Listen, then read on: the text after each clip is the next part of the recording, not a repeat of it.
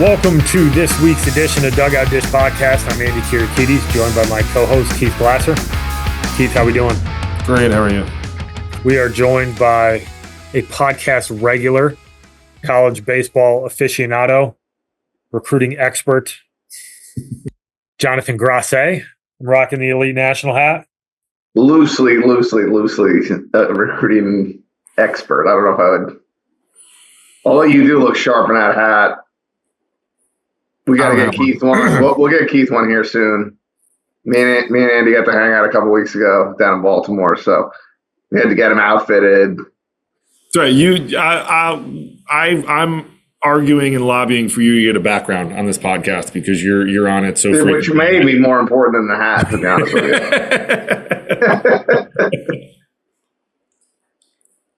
Absolutely. No, thanks for having me on, guys. I love chopping it up. I love cutting it up and talking about the. I think we'll get into it tonight. What's college baseball like in 2024? And I would argue he's never been in a better spot. But some people have some different opinions on that. But I think we're in a really, really, really good spot right now, and this game is really, really, really fun. So it's just the grouchy old guys on Twitter that want to bitch about everything that they think is wrong and not kind of recognizing that the game has evolved, the landscape has evolved, and like you can have an opinion on it one way or another, but I think it's more important to just kind of discuss it. And it's kind of like the old guys that you see at your local diner that like hang out at like 6 a.m. having coffee. They're just like complaining about everyone. Like that's what it is. The volume of tweets that comes from a small percentage of baseball haters it's astonishing. I don't know how they tweet this much, but nonetheless, we're gonna just have a nice little conversation about a couple topics today. Obviously, July 17th, MLB draft just closed out, so we're going to talk about that. Certainly got some thoughts how that ties into college baseball recruiting, and then we're going to do a little prognostication, if you will. We're going to look into the future. Talk about some things that we've been hearing, some things that aren't necessarily secret, and then maybe do a little hypothesizing on what the future of college baseball might look like in the next 3 to 5 years. So let's kick it off with the draft. This is interesting. The percentage breakdown of four-year schools to high school guys didn't change a ton. It was down a little bit this year. There was 115 high school kids drafted this year, 122 drafted in 2023. I do think one thing of note with the high school guys is that it was a light high school draft in the first round compared to some of the previous years. And is that a reflection of maybe a little bit of a weaker high school class? Potentially. I do think it has something to do with the rise in the quality of college baseball and some of the risk aversion for some of these MLB teams and just feeling a lot more comfortable around the 20 or 21-year-old who's got, 500 college at bats. But let's start there. I know, Jonathan, you got a couple thoughts on the draft here. So, yeah, I think it's I know we talked about this earlier on our pre-show is I think more than in any year in the past, and not that the trend hasn't been going this way, because I do think the trend has been going this way, but I think, you saw a lot on Thursday, Friday, Saturday, even maybe Wednesday through Saturday. I think you saw a lot of high-end prospects take their name out of the, quote unquote, take their name out of the draft. Doesn't really work that way in baseball, but discussion for another day. But a lot of high-end guys take their name out of the draft. Hey, I'm not interested in going to professional baseball. I am going to LSU. I am going to go to Texas A&M. I'm going to go to Texas come September. And I think it's interesting. When you talk about NIL deals, when you talk about the quality of nutrition, quality of life, living, training, you're not taking a bus 14 hours across, this beautiful country. You're chartering a plane. You basically get on the thing. The bus drives out onto the runway. You get on the plane. You're in Oxford, Mississippi in, a half hour, 45 minutes. Like, there's a lot of things that go to an 18-year-old decision. And I think the quality of the game, the amount of money in the game, and then obviously when you talk about the NIL stuff, like when you're getting paid way more money than you would in minor league baseball, makes sense for a lot of these guys. Like Aaron Nola was drafted and was a year later was in the big leagues. Wyatt Langford, not even a year later, he was like 10 months and he's in the big leagues. Skeens in the big leagues. Like more and more, the Neto kid from Campbell, like there's more and more of these guys that are going, hey, I'm going to just go to college 3 years. I'll get drafted in the first round. And I have all of that other stuff, that what I just talked about, the nutrition, the quality of life, all of that. And now money, right? For a long time, it was like selling the other stuff, but now you can sell the money part of it too. Is like, hey, you can make more money for 3 years. Oh, and then I'm going to go be a first rounder. I'm going to make $7.5 million. Not a bad gig. No, it's not. And I think the biggest thing that, like, we'll probably, you'll hear us talk about this quite a bit tonight and over the next, however long we do this podcast, hope for a long time. But like, I don't think it can go understated, like, especially at the higher levels of college baseball, like the sheer amount of support and development, everything those guys are getting. Like, yeah, you touched on it, like the nutrition. Like, you also have probably 2 strength coaches that are at your disposal 24/7, 365. Like, I mean, go look at, if you're interested, because I always do this stuff, like go look at the facilities at a lot of these places. I mean, they're building $5, $6, $7, $8, $9, $10 million hitting and pitching labs and indoor facilities all over the place, so you can just do this 24/7. Like, you don't have that in pro ball. Like, you do if you're at the facilities, but like, you don't really have that all the time at where you are, especially if you're in like low A or double A. Like, you have cages, yeah, like, but the amount of access that you have to development, and then everyone has their own nutrition and food labs essentially in their clubhouses. And you have all of this stuff that, to your point, makes your quality of life a hell of a lot better. Like, you do have to go to class. That might be a little bit of a downside for some people. But let's face it, like, you get to be a college kid for 3 years while also being able to really put yourself in a position to make a lot more money than anyone ever was before, and then go be a first rounder and make 7, 8, 9 million. Like, it's a no-brainer to me on a lot of it. And that's why you're seeing, the other side of it, like you're seeing guys leaving the lower mid majors and Division II and trying to jump up there, because now that takes the question out, like, those guys, and we talked about this on the pre-show, those guys that were mid-major type guys and there was question marks, like, hey man, go jump in the ACC or SEC and maybe those question marks are gone. And that does help, but I think that it cannot go understated, like the where it's at from a college baseball standpoint, that like, this is just an extension of, I'm going to say this, and I mean it from the standpoint of it's an extension of minor league baseball. I'm not saying that the SEC and the ACC is minor league baseball, right? Like, not everyone's going to leave the ACC and SEC and go play college baseball. Is it really good baseball? Yes, but it's not double A or anything like that. But these kids are putting themselves in a position to really showcase what their abilities are against the best players that are going to play professionally. And I think that it's like, that's why we're seeing those guys get fast tracked to the show. But I also think like our game is at such an awesome spot for that reason, because now college baseball is being followed more than it's ever been. And now you're seeing guys kind of like in the NFL, where I just watched this guy play in Omaha, or I watched him on ESPN Plus 30 times last year. And 6 months later, he's in the big leagues, and you can follow that right away. Whereas in the past, it was like, all right, man, we're going to grind it out from single A to triple A. Like, you might not make it to the show in 5 years. And, I think that it's putting the fan base in a far better spot, but also it's giving that platform to the kids that can do it, like showing them the way of like, hey man, go do this, and you're going to be in the show a hell of a lot quicker than anyone was before. Yeah, absolutely. I mean, I think there's a couple other things here that might not factor into all the decision making, but I think in the long run is really beneficial for kids, especially the ones who the draft out of high school is is something that's real. Because let's face it, most of those kids are going to the ACC, the SEC, the Big 12. And playing in those environments, it's different. It's different. And, when pro ball sounds great, and it is great for some kids, but it takes a unique individual at the age of 17 or 18 to be a true professional. Like, you don't have, and I know these teams do the best they can to bring these guys along, but there's just simply not as many.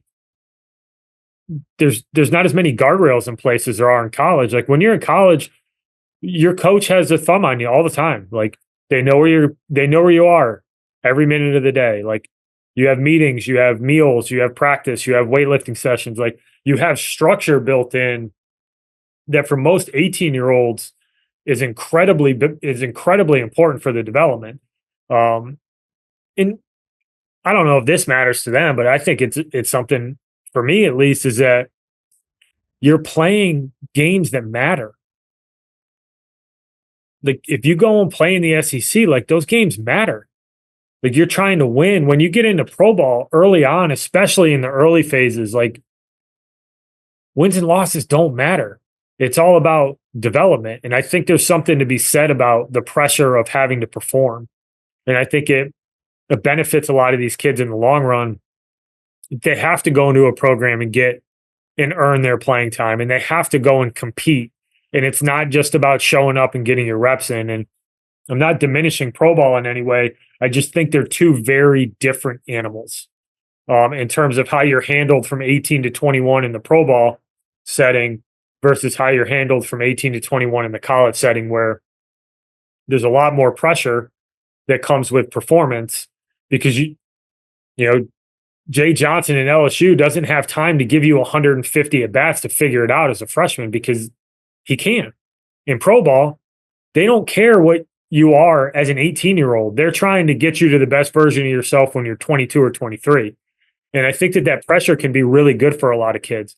I think it's hard to replace the experience that you get in college. And I think that, to your point, Jonathan, with the money being involved now, I think it's a way easier sell for these college coaches. Plus, there's a ton of data to show that if you go and develop in the college game, not only are you likely going to get paid, but you're going to actually end up being closer after 3 years as a college player than you are after 3 years as a high school player.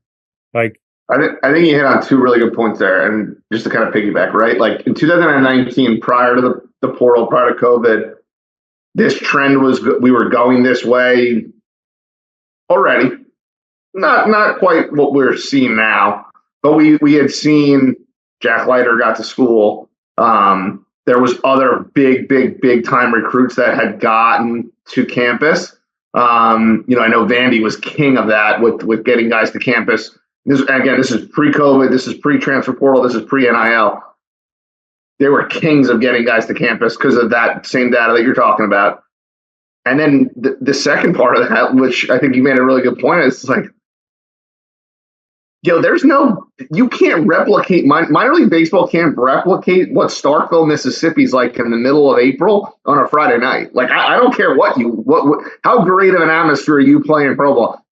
There is no better atmosphere in this country than in College Station, Texas on a especially this year when Texas comes into town. But the same deal in Austin, the same deal in Ole Miss, and Fayetteville's the same way. Like, you can't replicate these types of atmospheres on a Friday, Saturday, even a Sunday that you're going to see in pro ball. And guess what? That's what you're going to see at the big league level.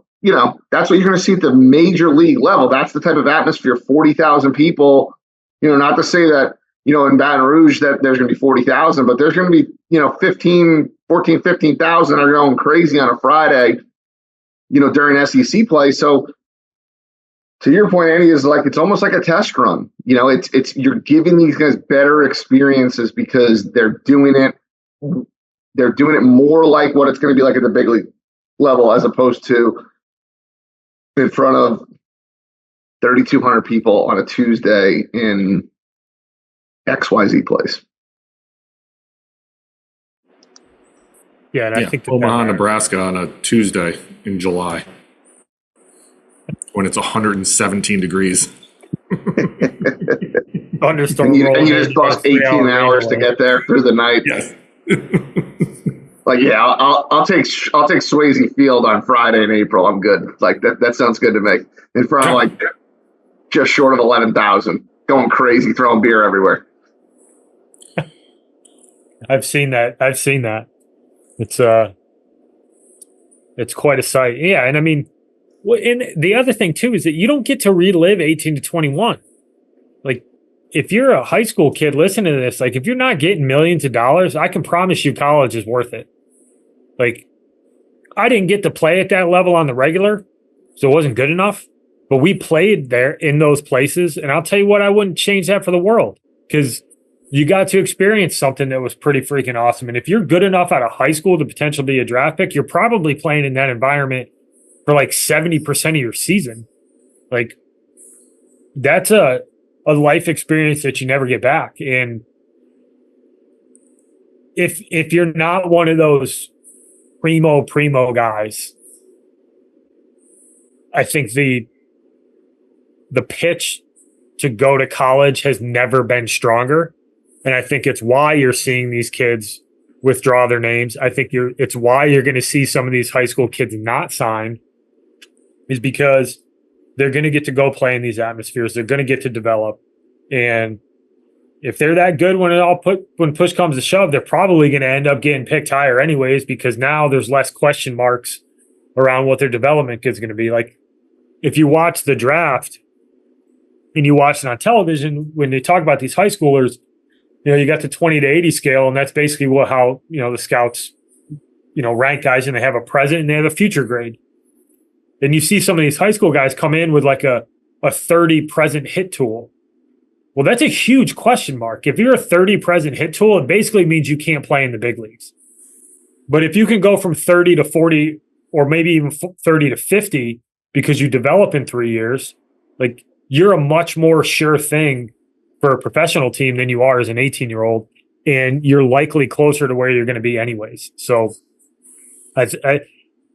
in the trickle down of that is, I think that you're going to continue to see the quality of play, or at least the talent level, in college baseball skyrocket, because these kids are showing up to campus now. Where 10 years ago, if you got drafted out of high school, there was a really good chance you were signing. Now, those kids are going to college, and we didn't even mention the reduction in rounds, which has had a massive impact on the number of kids who are staying in school. Like, you have really good sophomore eligible guys or juniors that 6 years ago, when there was 40 rounds, they were getting popped and they're probably going to play pro ball. Well, now those guys are staying because they're either getting drafted late or they're not getting drafted at all. And you've got this influx of super high-end talent.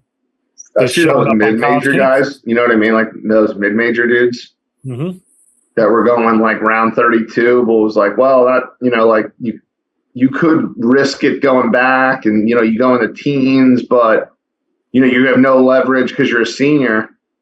That is all out of the window now. Like that's so far from where we are now. It's crazy, to even think that just really 5 or 6 years ago, that was a conversation. This is like, hey, Andy, you got a guy that's a junior, William and Mary, who's going to go in the 36th round. Well, he ain't going to sign probably because he's not going to make any money. And like, he went bet on himself, try to go back, but he's still not going to get paid as a senior either. So it's like, well, then do you just take the money and, the guarantee money that's in front of you and go? Or do you, risk going back as a senior and getting $5,000, $10,000 to sign, in the 18th round because they know you have no other leverage and you're a mid-major guy? That guy is now staying in college because that guy's there's no 38th round or 36th round, whatever I said. Like, he's there. He's staying there. So now you're continuing to raise that raise the level of play. It's interesting. Yeah, really you look at the guys who went in the first round out of high school, and I went through some of this earlier today, but you look at you just look at the physicality of those guys. Like, I mean, the Connor Griffin kid's 6'4", 205 at 18 years old. Like, they have him projected to, like, he has the potential to hit 30 home runs in the big leagues and play shortstop. And oh, by the way, he's up to 96 off the mound. Like, the physicality of those guys, like, that is a kid. And same thing with his name escapes me for a second. The Rainier kid, who I think he went like 10th or 11th. I mean, same thing. Like, that kid's like 6'3", 195. Like, that, as a high school kid, like, he has, if that kid goes, like, yeah, if he goes to college, he's like, those two kids are going to tear it apart if they go to college. I think the Griffin kid was committed to LSU. Yeah. But you know, like, what value, and like, this is like, we're talking like the best of the best from the high school standpoint. Like, they're going to make more money signing in the first round than they will. Like, you know what I mean? Like, we're at that point, like, we're talking $7 million, and maybe you go to school, make some NIL money, and then you make $10 million. Like, I mean, I don't know. I'm not a millionaire, but like, what's the potential of you making a lot more money faster by making to the big leagues and signing a long-term deal is probably a little bit higher there. So, like, you know, when we talk about the high school guys, and like, yeah, there's 20 rounds, and like those kids, like a lot more high school kids are opting to go to college. Like, you have to be like ultra primo dude to go out of high school, especially early on. Like, but like, they are, and we've seen them, like, they're physical dudes. Like, they are dudes that are like, you insert them into a college campus, like, they're not going to look like freshmen that we all see when we coach. Like, yep, there's our freshman class right there who needs to put on 10, 15 pounds. Like, that dude right there, he's 6'4", 205. Like, he's going to fit in and look the part like he's a sophomore or junior the second he sets foot on campus as an 18-year-old. And I think like that's something that, you know, I think gets lost on, you know, the layman of like, you know, hey, like, why, like, you know, there's a lot of really good high school players out there. Like, there are, but like, the dudes that are going in the first, you know, the dudes that are going top, like, they are different. They look different. They play different. Like, everything they do is different. And it projects more, and like, they're not going to, like, you know, they're going to make more money in the long run signing and going and playing pro ball than playing, you know, going and playing for 3 years.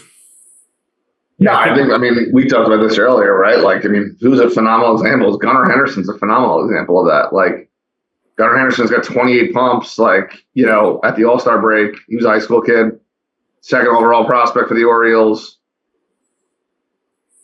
You know, behind Rutschman, but like, Rutschman was a dude. Rutschman was the number 1 overall pick. I think Gunnar Henderson went like 4th or 5th, maybe 6th if I'm wrong. But they just look different at that level.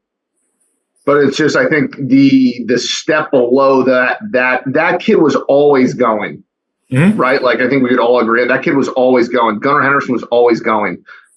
Connor Griffith's going to always go. Like, those guys were always going. But I think what you're seeing now is, I think you're seeing more like that mid-tier where they kind of reach, you know, and you know, I live in Philadelphia, so like, people are going crazy about the Dante Nori, you know, pick, where it seemed like a little bit of a stretch to, you know, to go and take that kid. And he's a 6'1" runner, and he's got a ton of juice. He's left-handed hitter, but, you know, doesn't quote unquote look the part. He's a little bit undersized. Like, he goes in the first round, and like, everyone here is like up in arms about the pick. Like, what are we doing? Like, take the college kid. Like, and I think that, you know, there's probably something to be said that they're probably right. Some of those, you know, those critics, and he might be a big leaguer, and he might be an MLB All-Star at some point in his career. But I think you're seeing less of that. Like, hey, he misses a tool, we're going to take him in the first round or the first supplemental or second round, going to the high school kids. And I think you're just taking more college guys, because it's like, yeah, he's got, like Andy said, he's got 400 at-bats, you know, and 300 at-bats in the SEC. We kind of know what we're getting, and maybe we don't get the, you know, the all-star, but maybe we get a starter for the next, you know, 9 years. And at some point, there's something to be said about that too. So, well, I think you just said something that is lost on a lot of people when you're talking about the draft and professional baseball. Like, if you make it to the bigs, and we've talked about this before, like there's only what, like 22,000 ish at this point who've ever made it to this show.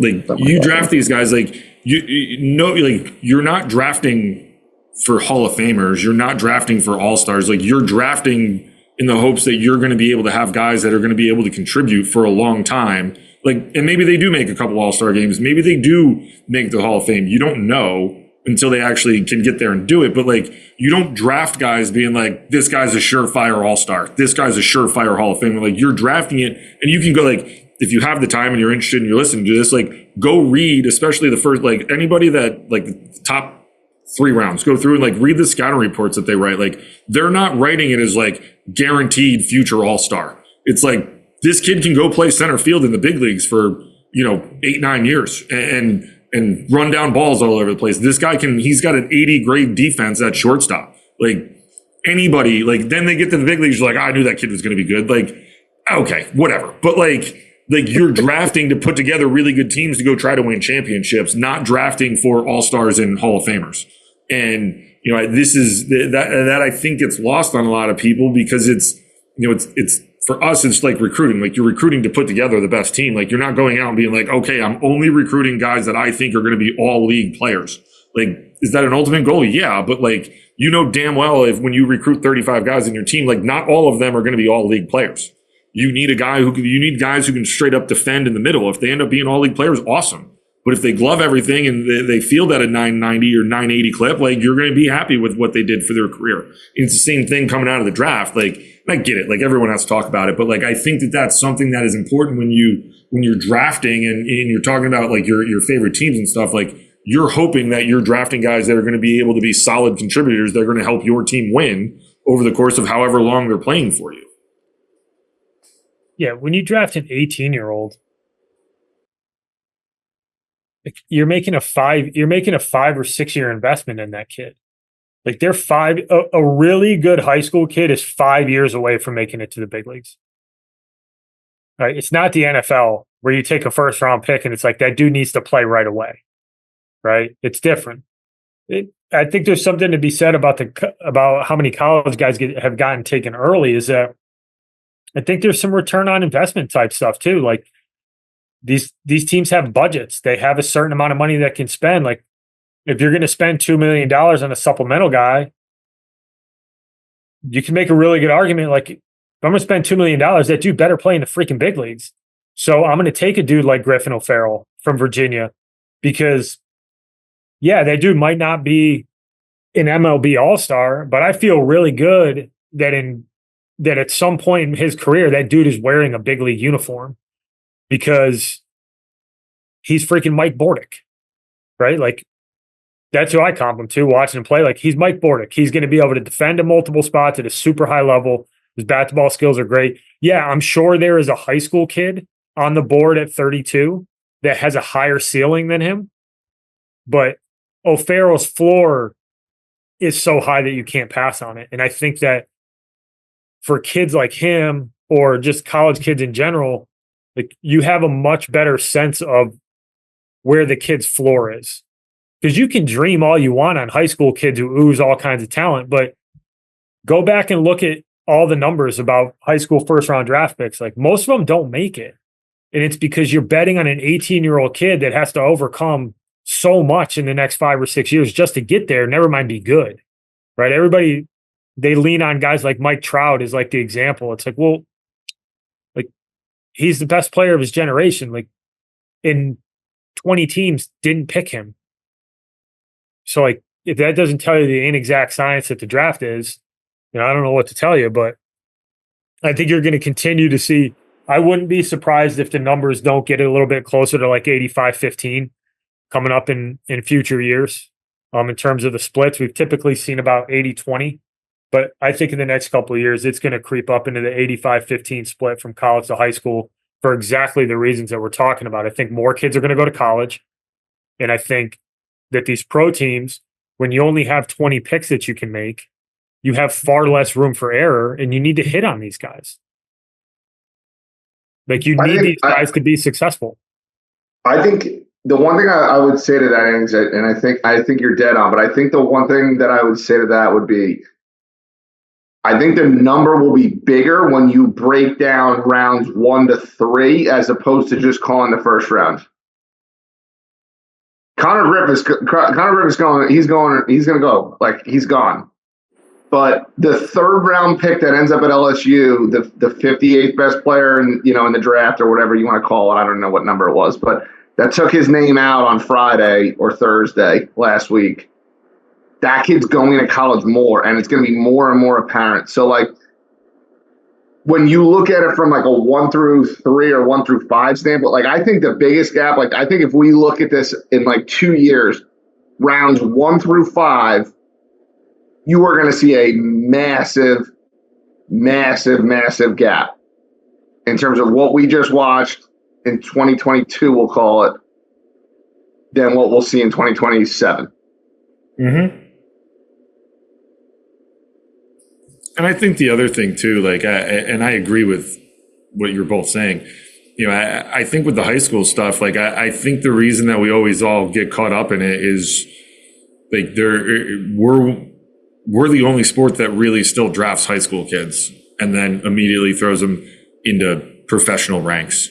It doesn't happen in football. You can't do it in basketball, and you can't really. I'm not, like, hockey is a super convoluted thing. Like, you can get drafted and then, like, go play juniors and do other stuff, and the team still owes they own your rights for however long. Like, it's a convoluted type system, but, like, we're the only sport that you still can draft high school kids and then, legitimately go follow them professionally for, almost instantly. To your guy, like, I agree. Like, I think that there's going to be a far more, the split is going to be even higher in 2 or 3 years with NIL and some other stuff that's coming down the pike that we'll talk about in a little bit, of, like, how of the college guys that are going to be in the first 3 rounds, because you're going to be able to get a 3-year-long evaluation against some of the better players in the country that are also going to be drafted as to what they fit in, how they profile, and where they can go.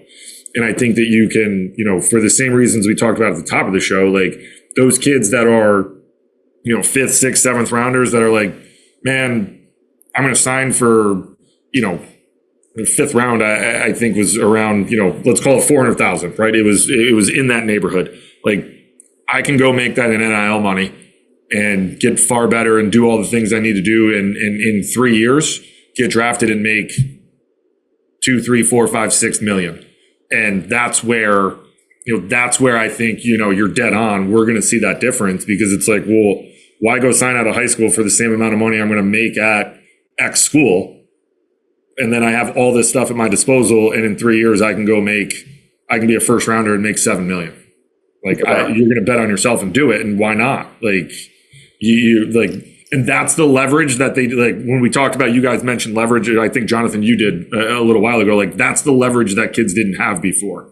Now they have that leverage with NIL to be like, well, I'm going to make the same, if not more. Like, I'm just going to go to college and I'll just I'll be a millionaire in 3 years.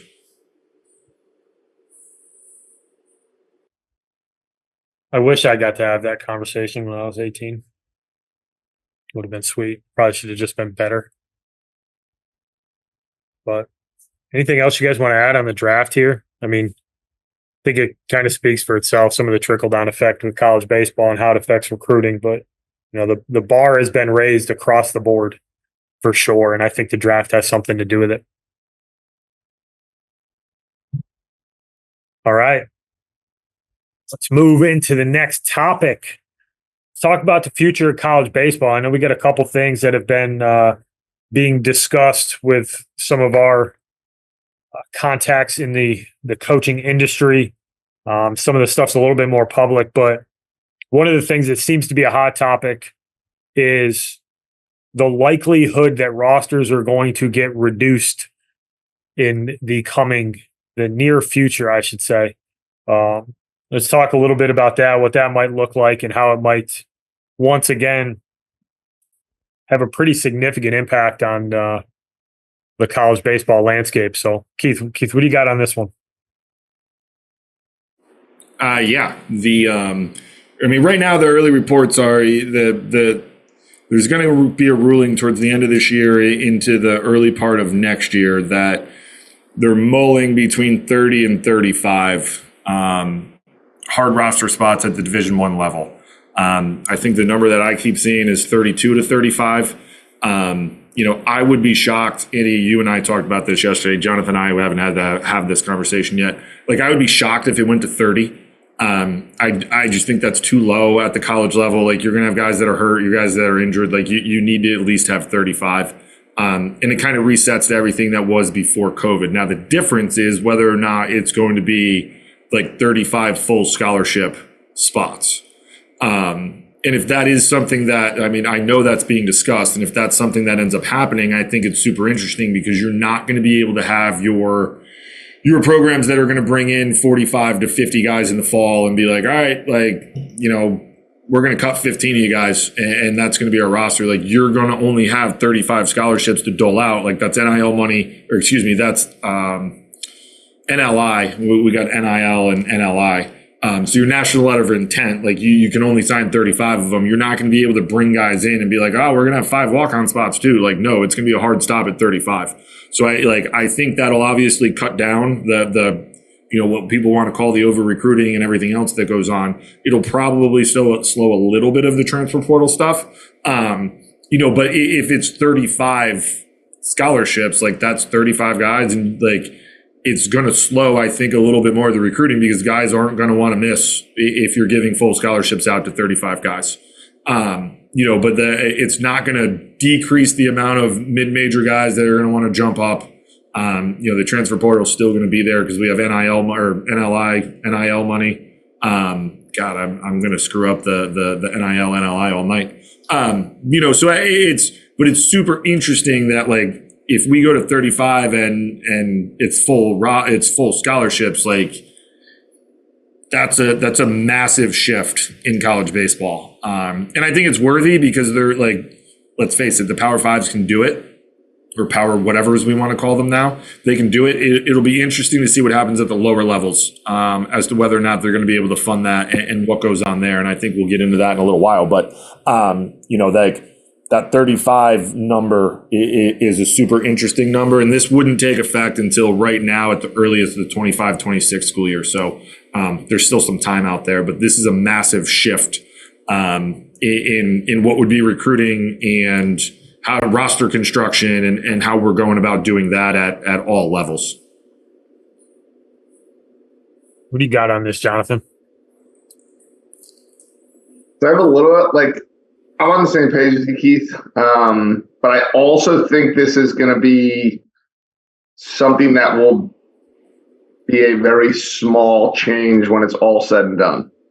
And what I mean by that is I mean, if we go to that model, which is 35 full ones, and we get to that point, I think we're only moments away from an eventual switch. And I know we're going to get into this here in a second, but if they go to that 35, everyone can be on a full boat.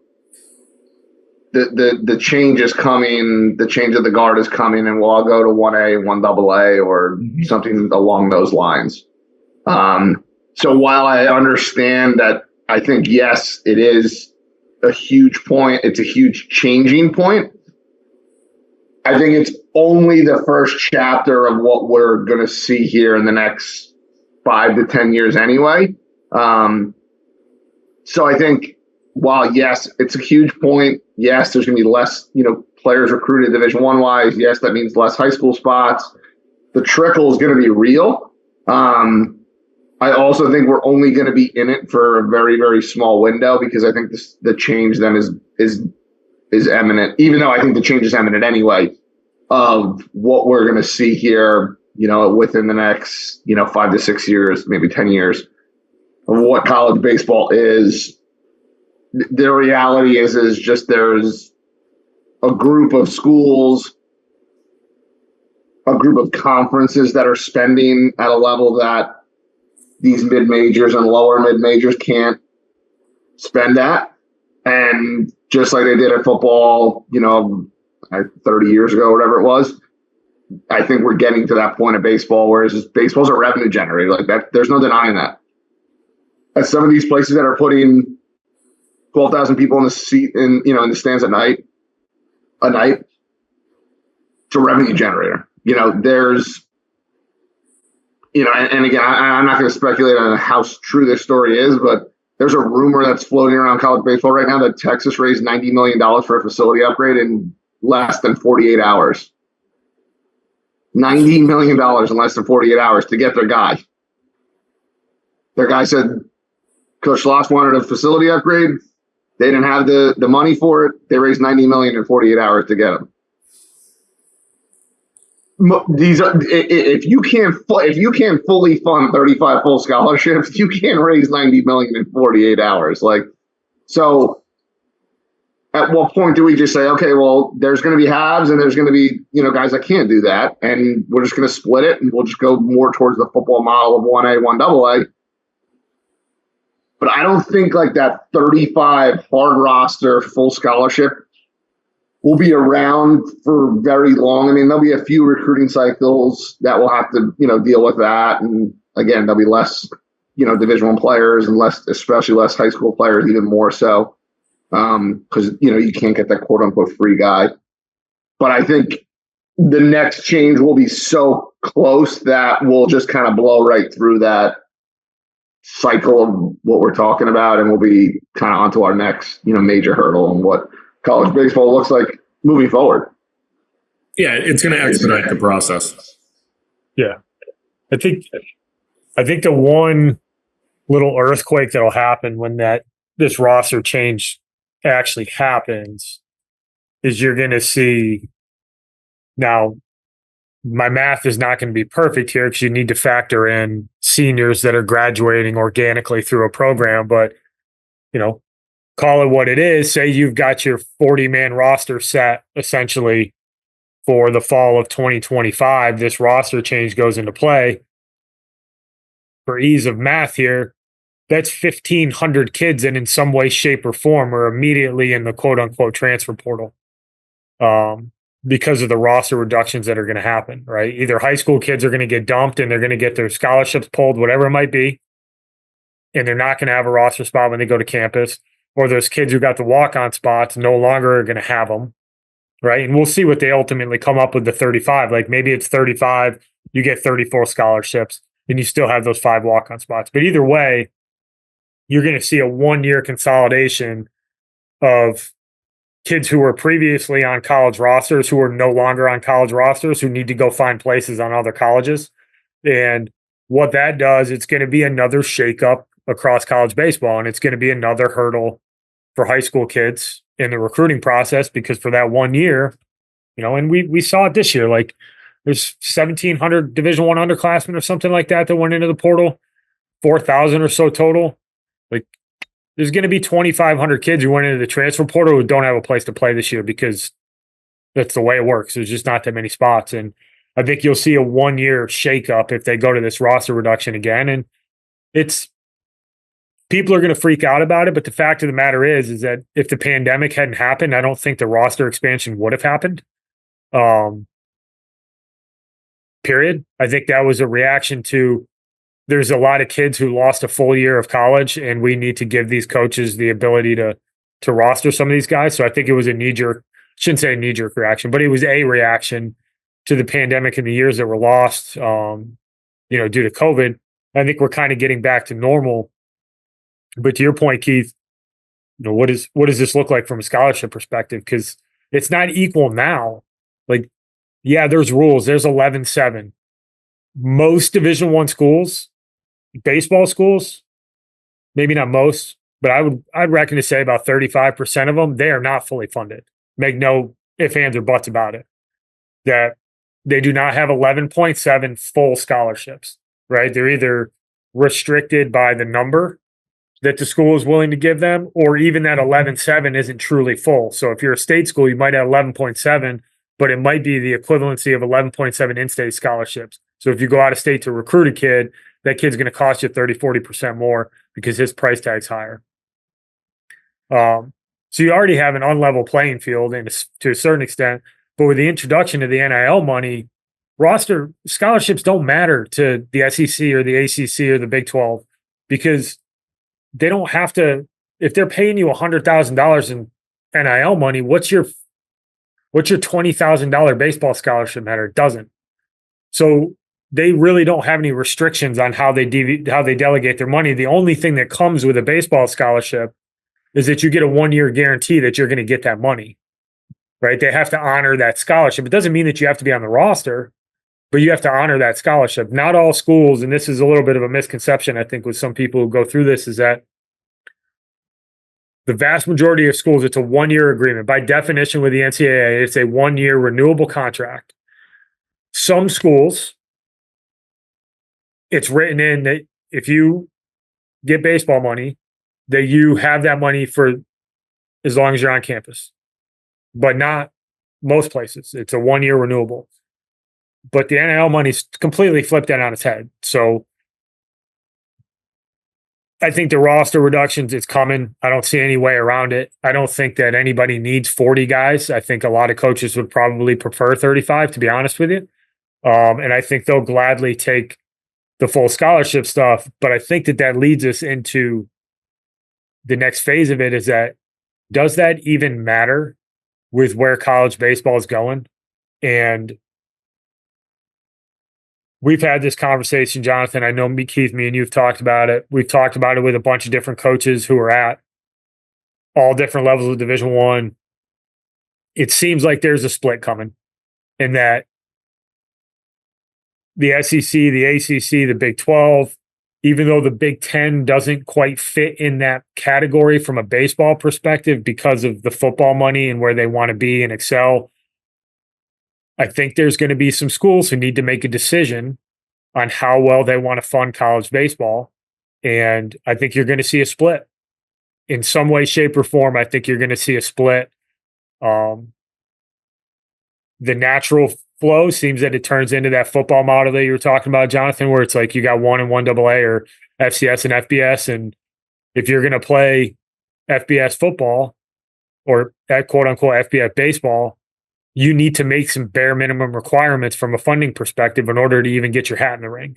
Just like college football, there's capacity, there's scholarships, there's facility quality that you have to have in order to be at that level. And I think, to be honest with you, like, I think it makes a ton of sense. Like, no offense to Iona, but like, they compete for the same trophy as Texas A&M. Like, what are we talking about? Like, it's not the same. They're not even playing the same game. And I think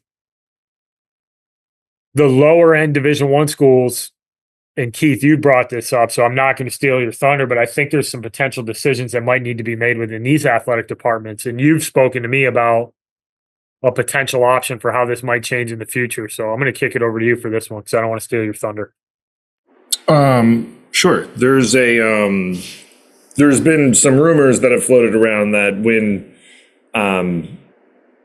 if a split was to happen, or to try to curb what's happening with roster limits and certain scholarships and such, is that the NCAA might allow sports to decide what sports they want to sponsor at each level. So if you think about it like a JUCO, like they would be able to sponsor football at the Division I and hoops at the Division I, and they could put, baseball and softball at Division II or III. I don't necessarily know how much legs it has, but it is something that has been discussed, at least in meetings. But I think it's interesting because there already is kind of a playbook, right? Like at RPI, at Clarkson, RIT, some of these schools, a Hopkins, a Hobart, where, you have a Division I sport and everyone else is Division III. Like at RPI and Clarkson, RIT, it's hockey is the Division I sport at the men's and women's level. Hopkins is men's lacrosse. I think women's lacrosse as well. I could be wrong, but Right. I think it is men's and women's lax. Hobart has men's lacrosse as Division I. So like there is a playbook out there as to how it can be done and what happens. Now, is that a reality? I don't know. I know that it's something that's been discussed amongst the higher level people. But I think it's an interesting solution to some of the problems that athletic departments might face. The problem that obviously you would then have is if you had a massive amounts of sports that were dropped into different levels, like that changes the playing field at a multitude of different levels. Like if all of a sudden a bunch of baseball schools went from Division 1 to 3 because of funding, like you all of a sudden have like 600 Division 3 baseball programs, which it elevates Division 3, right? But at the same time, like, that's a massive amount of schools to try to be able to comprehend and schedule and do things with. So I know it's something that, like I said, it's been discussed. I don't know how much legs it has or how much it might actually happen. But I've heard it from multiple people that it's something that has kind of been thrown out there to stem the tide on what could be a split or not being able to really fund what would be required at certain levels if that was the case. I think the more likely thing is that what we've talked about is that it becomes like a 1A and 1AA type thing, where, maybe it's at 1A, it's 35 scholarships, and at 1AA, it's, hey, where you can stay at 11.7, like 11, like 12 is the number. Let's call it a round number. 12 or 15 is the number at that level, and that's the max. You could be anywhere in between. As to how you want to fund it. But, I think that's probably the more likely thing that's going to happen in the course of the next couple of years, where you're going to be like, you're still going to be able to play Division I baseball and get scholarship money. But it might be at a Marist, where we went, and, I think just that's, in my opinion, probably the more likely thing. I don't necessarily know how many athletic departments would legitimately want to be like, well, we're just going to drop down to Division 3, because how much money are you actually saving, right? Like, you can still go, you're still going to get your guarantees to be able to go play a bunch of 1A schools, if we will. And you're still going to have the vast majority of schools that you can still play. So like, you're not, I think you'd be like anything else. It's like the mid-major level for Division 1 is regionalized anyway, right? Like we all coached it. It's, when you're at Brown, it's not like you're flying to Kansas State on a Tuesday for a midweek game. Like, you're playing Bryant, you're playing Central Connecticut, you're playing Northeastern. We're at Marist, like you're playing the Albanys and the Fordhams and the FDUs of the world, because it's a shorter trip. So you're regionalized anyways. I think that's a little bit more likely than kind of dropping sports and taking more of the JUCO model. But I think it's an interesting conversation, because like you have the blueprint at the JUCO level, right? Like you can sponsor what sports you want at 1, 2, and 3, and you can reshuffle when you want. But like that model's out there, and I think people are taking a look at it to see if that would be something that would be advantageous in the NCAA. I think that model is interesting. I think, like you said, though, Keith, I think here would be my like first couple of questions with that is like, okay, well, compliance wise, do you need multiple compliance people? And then I think the biggest one is going to be your like funding, right? So like Johns Hopkins men's and women's lacrosse is, I mean, me and Andy were there a couple of weeks ago, like doesn't look like the same as everybody else's facilities. Well, when you have to break that down by multiple sports, men's and women's, how does that work? Obviously you still have the Title IX stuff for now, with, the NCAA and how they fund and everything. So like, how does that work?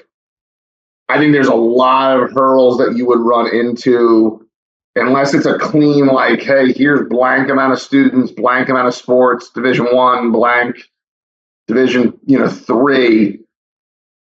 There's a lot of hurdles that, like you said, like, are you really even saving that much money? Like, probably not. And I think that not only are you probably not saving that much money, but I think and look, everyone's in a different financial situation at every institution, but like, you're going to inevitably start to alienate the alumni who donate money to your program too. Where it's like, well, like now we're Division III, and like what are we giving to? What do we have? Like our facilities haven't been upgraded in years. Like, what if you're doing this to save money, then you should be taking that money and putting it into the programs, and then where can we help there? But I think I agree. Like I think there's far more hurdles in that type of model than there are in just kind of saying like, hey, this is what 1 and 1A looks like. And look, if the institution decide, like if that's an option, the institution wants to drop down and there's a blueprint. But like my understanding was that like when I was at RPI, like it was kind of like a grandfathered in thing, like where there were like these sports have been playing at the Division I level for so long, and all the other ones were Division III, that like there's no, like they were grandfathered into being like you can be both. You can't because most sports like nowadays like you have to sponsor X amount. At the Division I level. I think it's like 8 at Division I for men and women. So they were like we were essentially grandfathered into that because they had played at the Division I level for quote unquote so long before they made that rule. So I like there'd be a lot more. I think it would cause a lot more issues than it would solve some of the inequities at all the levels. I think the easier thing would just be like, hey, we're going to do a 1A and a 1AA, and we're going to figure it out that way. And this, like, here's what you need. Like you guys talked about in football, like this is the requirement that you need to be in 1AA, and we don't have any at 1AA. Like if you want to have a stadium with 10,000 people, you can. If you want to have no stadium and just some bleachers where 7 people are going to be there, it's fine too. Doesn't matter. Where I think at the 1A level, it's going to be like you need seating for 7,500 people, and you need an indoor facility, and you need visiting and home locker rooms, and you need a press box with home and away radio. Like, there's going to be all those things that factor in that like aren't going to be able to be supported at some of the mid majors that don't have the money to do that, but would still allow them to stay at the Division I level that they've been at for so long. I think it would force some of these schools to make a decision on what they want to do too. Like, it's funny. I texted with one of the guys that we work with, and he's visited some Division I schools, and he's visited some really high end Division III schools recently. And one of his takeaways was, or question he had me, is like, why do these Division III schools have better facilities than the Division I schools? And I think it's a legitimate question to ask. That you have some of these Division I programs that the only thing Division I about them is that they have a 1 next to the division. But from a funding perspective, from a facility perspective, there's a lot of Division II and Division III schools that are just flat out better places. They got more to offer. The facilities are better. Like, it's a really interesting spot that I think a lot of these Division I schools will find themselves in here eventually, is that you need to meet, I think there needs to be some minimum requirements. In order to really call yourself a Division I school. I mean, the fact that you have a decent portion of Division I baseball that probably isn't even funded at what would be considered the Division II fully funded level. So, maybe this is a good thing in the long run, and not necessarily about like leveling the playing field or whatever. Because I mean, let's be honest, it never was really level, and it shouldn't be, because like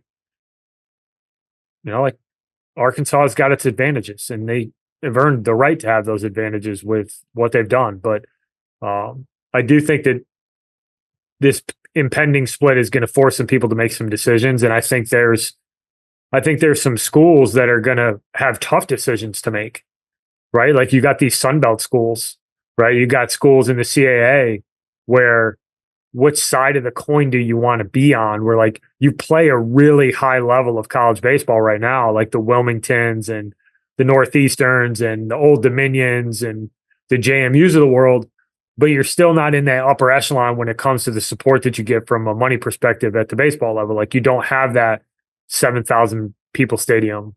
You have really nice stuff, but you don't have like Arkansas nice stuff. So what are those schools going to do? That's where my head keeps going, is like schools like 50 to like 110 that are super competitive, that have really nice stuff.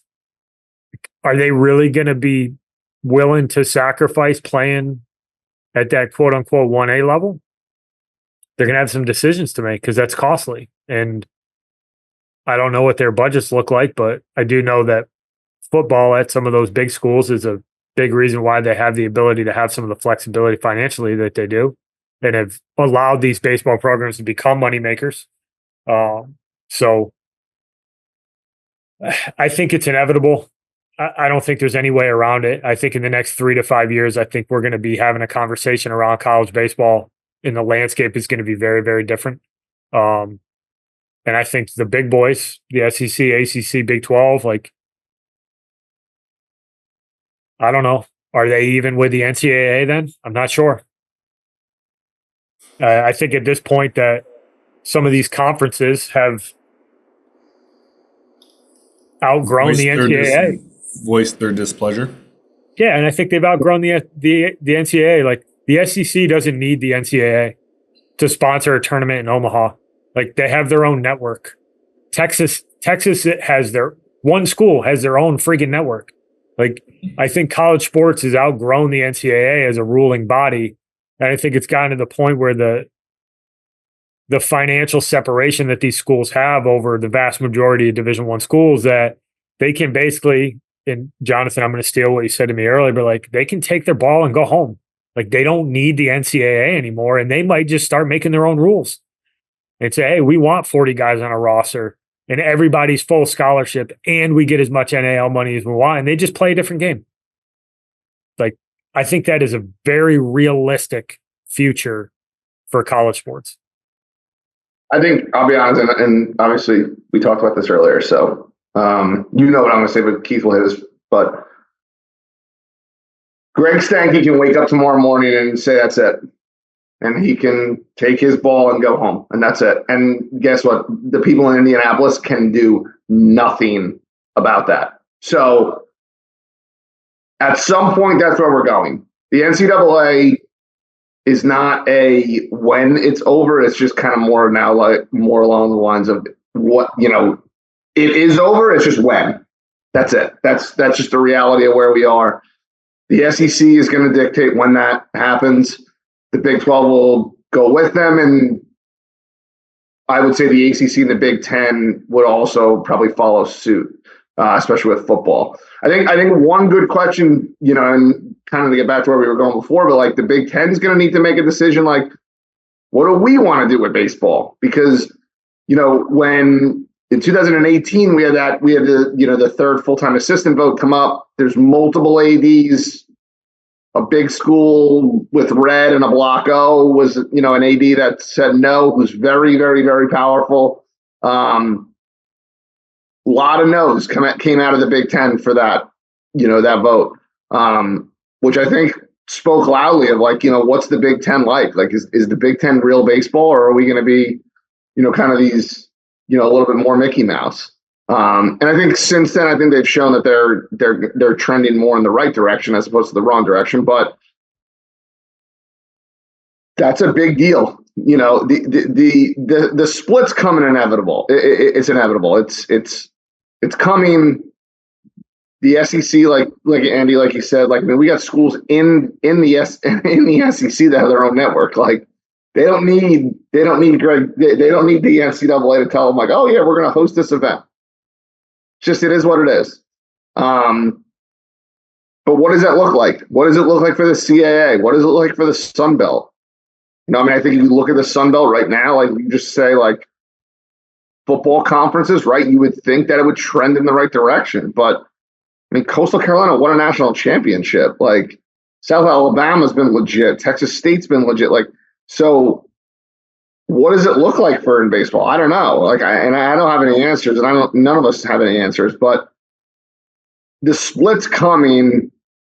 Whether we get to the roster limit, 1A, 1AA, and then the full split, will remain to be seen. But where we're going is the Power Four will be separate of everybody else. Whether the NCAA still has a power in terms of governing everybody else will remain to be seen, but there doesn't really seem to be a need for the NCAA anymore when every decision that they make basically just bows to the SEC, the ACC, and the Big 12, which is fine because to your point, Andy, is they hold all the power. So if the NCAA wants to stay around, then they have to do that. So that's just the reality of it.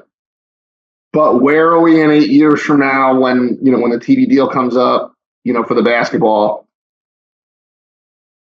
Do we even need to get to that point? I mean, I've talked to people in other sports that are like, dude, the SEC doesn't need that basketball money. Like they can just make their own tournament and run it on some streaming network, Netflix or Roku, and they'll be totally fine in terms of they won't really lose any money what they would, compared to being in the NCAA basketball tournament. So the sentiment around college athletics has been like, all right, well, when the basketball, contract runs out, the basketball TV deal runs out, that was kind of the end for the NCAA. Well, now with Netflix, with Roku, with Apple TV, some of these other ones, there's other people that think, hey, they can literally just pick up one day and just say, yep, we're good, we're out of here. Which, again, would throw a whole shift into things because who do you play midweek? Who do you, all of that stuff in terms of baseball questions would have to be answered. But, I think this is where this conversation is going is that's where our end goal or our end result is going to be is that they're going to do what they want. They don't need the NCAA. What does that look like for everybody else that is a, Division I school moving forward? It's going to be awesome to watch it happen. Yeah, there's a lot of questions. I think the one thing we can agree on is that change is coming. Winter is coming. Not in the form of White Walkers, but it's a Game of Thrones reference. It's change is coming. I think it's coming a lot quicker than people may recognize. I'm sure there's going to be a lot of Twitter warriors out there, but it's just back to kind of how we started. Like, it's not the same game. College athletics is a totally different animal than it was 5 years ago, 10 years ago, 15 years ago. Like, we are not operating in the same environment anymore, and change needs to be made. Is this the right change? I don't know. But it seems like the most likely one in some way, shape, or form. What we talked about today, whether it's the split to two Division I's, or you see the big boys go off and do their own thing and they just completely have their own set of rules, recruiting rules, regulations, all that kind of stuff. Like, maybe it's somewhere in between, but I have a hard time seeing a future where things stay the same right now. I just think there's too much money at play. Yeah, there's too much money at play. There's a lot, and I think kind of the hint of it was the NCAA backing off a lot of the rules. And sure, but I like we're to the point now where your power conferences are in a completely different stratosphere than everyone else. And 10 years ago when I started coaching, longer than that, 12, 13 years ago when I started coaching Division III, like I felt like I was in a different stratosphere at the Division III level than I did when I was coaching at the Division I level, and we weren't even fully funded and all that stuff. I think I have to imagine that that's kind of what it feels like to be a mid-major Division I coach now. That like you're not coaching in the same game as the top dogs in Division I baseball. I mean, our alma mater is not. I love Marist with all my heart, but we're not Texas A&M or Florida. We weren't them 20 plus years ago when we played there. How dare you. And the division, it's just gotten the gap has just gotten wider between them. Like, obviously, I'm not saying anything negative about either of it. It's just that's just the reality of what it is. Mm-hmm. Yep. Any other thoughts here, fellas? I don't think I have any. I think we're dead on. Like Keith said, change is coming. And I think we all agreed on that. Change is coming. It's just, what does that change look like? It's the game we know today is not in 2034. It will not be the same game. Bet you it'll still be awesome though. Probably better, to be honest with you. It'll be electric, but it's not. It'll be awesome. I mean, you can argue whatever you want with the portal and the NIL money. Like, yeah, some of it's nonsense, but like a lot of the people that are claiming it's nonsense and screaming and crying are unfortunately mid-major coaches that are just kind of getting, kind of on the raw end of the deal. But I mean, Andy, you sent it to me yesterday. I mean, you look at, take a look at Tennessee's transfer list. Tennessee just won the whole thing. Like, and their transfer list is like, the roster might be better than it was last year. Yeah. And again, I'm not saying that like that's great for the mid majors. It's not. It stinks for them. But the reality is that there's going to be a different level or a different division that they're going to all be in the next 4 or 5 years. So.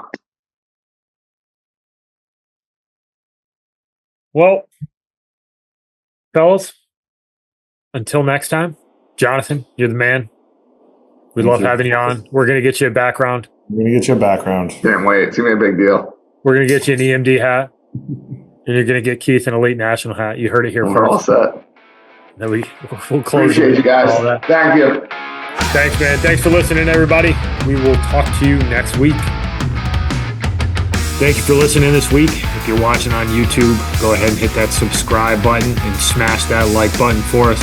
Check us out on Apple Podcasts, Google Podcasts, as well as Spotify. You can follow us on Twitter and Instagram at EMD Baseball. If you want to find out what me and Keith do to help families and players navigate the recruiting process, go ahead and check us out on emdbaseball.com. Take a few minutes to check out our new online academy. I promise you'll get some good information out of that. Thanks again for listening. Check in with you next week.